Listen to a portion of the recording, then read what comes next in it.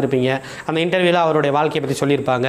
அந்த வாழ்க்கையில் நடந்த ஒரு விஷயங்களே நம்மளுடைய மனசுக்குள்ளே திருப்பி ஓடிக்கிட்டு இருக்குன்னு வச்சுக்கலாம். ஒரு காட்சியை சொல்லியிருக்காரு, அந்த ஒரு காட்சியை நம்மளுடைய மனசுக்குள்ளே திருப்பி ஓடிக்கிட்டு இருக்குனாலோ, அல்லது ஒரு திரைப்படம் ஓடிக்கிட்டு இருக்குது, அந்த திரைப்படத்துடைய காட்சியை ஸ்பெசிஃபிக்காக அந்த ஒரு காட்சி என்பது நமக்கு ஓடிக்கிட்டே இருக்குது அப்படின்னு சொன்னால் அதுக்கு ஒரு டைரெக்டான லிங்க் இருக்குது. என்ன லிங்க் அப்படின்னு சொல்லி பார்த்தீங்கன்னா, கிட்டத்தட்ட அந்த படத்தில் நடக்கக்கூடிய காட்சிகள் என்பது நம்முடைய வாழ்க்கையிலும் நடக்க வேண்டும்ங்கிற ஒரு மறைமுகமான ஒரு ஏக்கம் என்பது நம்முடைய மனதிற்குள் இருக்கிறது அப்படின்னு அர்த்தம். ஒன்று.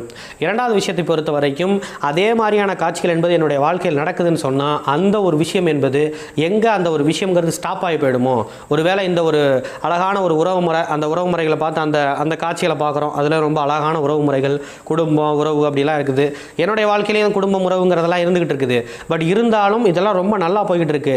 நல்லா போய்கிட்டு இருந்தாலும் ஒருவேளை இதை நான் தவற விட்டு விடுவானோ அப்படிங்கிற மாதிரியான ஒரு உள்ளூர பயம் என்பது எனக்குள்ளே இருக்குது. அதனால அந்த பயத்தை நிறைவு செஞ்சுக்கிறதுக்காக அந்த மாதிரி காட்சி